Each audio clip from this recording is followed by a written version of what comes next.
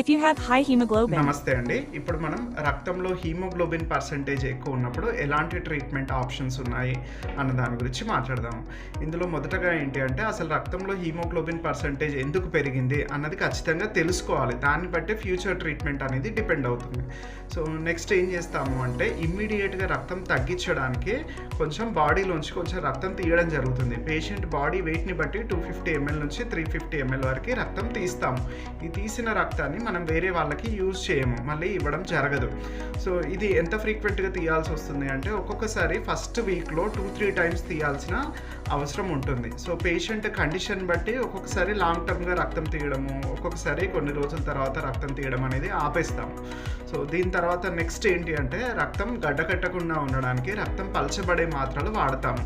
అంటే anti platelets అంటాము, ఇకోస్ప్రిన్ కానీ క్లోపిడోగ్రల్ కానీ ఇవి వాడడం జరుగుతుంది. సో లాస్ట్ ఏంటి అంటే పేషెంట్ రిస్క్ని బట్టి ఎందుకు రక్తం పెరిగింది అన్న రీజన్ బట్టి రక్తం మళ్ళీ పెరగకుండా ఉండడానికి కొన్ని రకాల మందులు అనేది మనం స్టార్ట్ చేయడం జరుగుతుంది.